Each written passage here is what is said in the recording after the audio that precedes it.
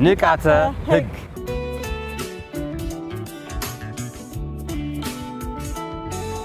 ይህ ፕሮግራም በአራዳ ክፍለ ከተማ የፍትህ ጽህፈት ቤትና የኮሙኒኬሽን ጽህፈት ቤት ጋር በመተባበር የሚቀርብላችሁ ነው። በዓለም አቀፍ ሰብአዊ መብቶች ስምምነቶችና በሀገራችን የመንግስት መሰረት የተያዙና የተከሰሱ ሰዎች ምን አይነት መብቶች እንዳሏቸው ታውቃላችሁ? ማንም ሰው ነፃነት እንዳለው ይታወቃል። ግን አንድ ሰው ሊያዝ የሚችለው ወንጀል ፈጽሟል ተብሎ ሲጠረጠር ወንጀል ስለመፈጸሙ በቂ ማስረጃዎች ተሟልተው ሲገኙ ሊያዝ ይችላል ማለት ነው።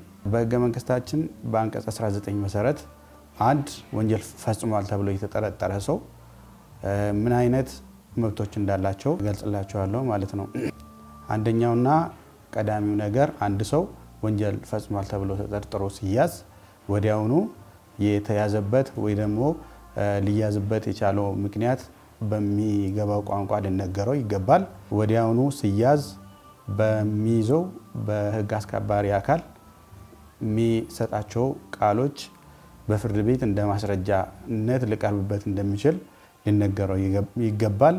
ሲያዝ የሚሰጣቸው ቃሎች ሁሉ በነፃነት መስጠት እንዳለበትና የተያዙ ሰዎች በተያዙ ጊዜ የእምነት ቃላቸውን እንዲሰጡ ይጠየቃሉ፣ ግን አይገደዱም።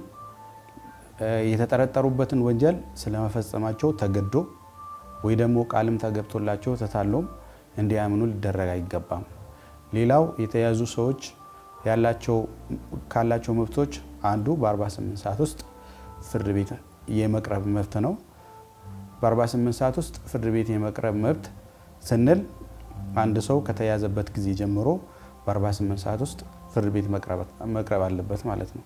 ያ ግን አንድ ሰው ከተያዘበት ቦታ ፍርድ ቤት ወዳለበት ቦታ ሲወሰድ የሚፈጀው ጊዜ አይጨመርም ማለት ነው።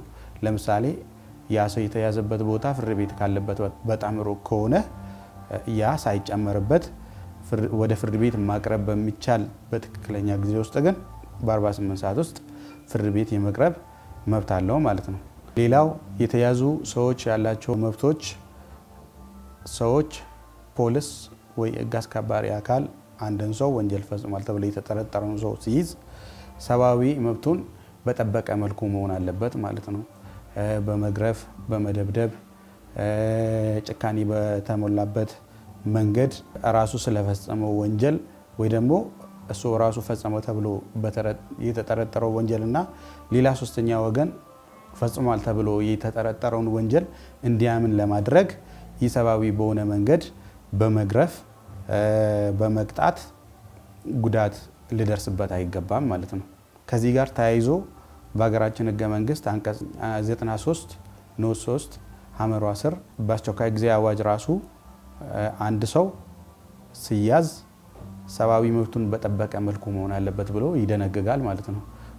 በአስቸኳይ ጊዜ አዋጅ የሚጣሱ ወይ ደግሞ ሊጣሱ የሚችሉ መብቶች አሉ።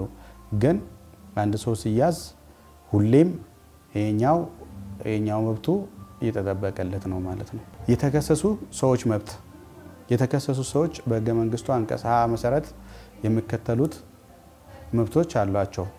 የተያዙ ሰዎች ክስ ያልተመሰረተባቸው ናቸው። ክስ ደግሞ ሲመሰረትባቸው ሰዎች ምን አይነት መብት እንዳላቸው በህገ መንግስታችን አንቀጽ 20 ስር ተደንግገዋል ማለት ነው።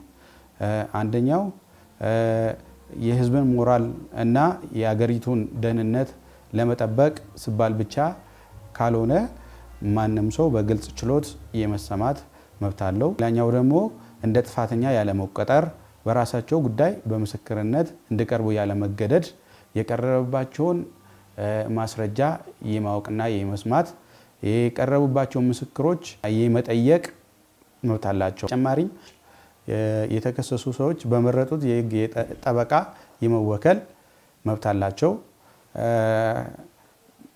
የህግ ጠበቃ ለራሳቸው ማቆም የማይችሉ ከሆኑ አቅም ከሌላቸው ከመንግስት ጠበቃ እንዲመደብላቸው የመጠየቅ መብትም አላቸው። በተሰጠው ውሳኔ ላይ ስልጣን ላለው ፍርድ ይግባኝ የማቅረብ መብት አላቸው።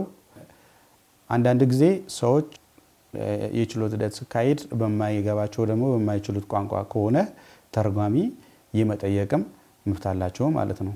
አጠቃላይ ሰዎች የተጠረጠሩም ሆኑ የተከሰሱ ሰዎች ክርክራቸውን የሚያደርጉት ከመንግስት ጋር ስለሆነ መንግስት ደግሞ በጣም ከፍተኛ አቅም ያለው ስለሆነ የግለሰቦች መብት እንዳይጣስ ፊትም እንዳይዛባ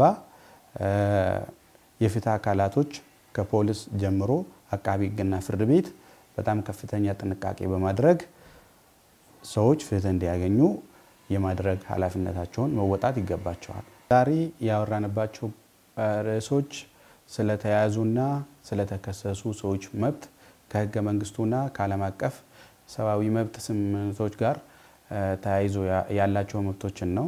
ለወደፊትም እንደዚህ አይነት ርዕሶችን እያነሳን የምንወያይበት ስለሚሆን ለዛሬው ያዘጋጀሁላችሁ እዚህ ድረስ ነበር።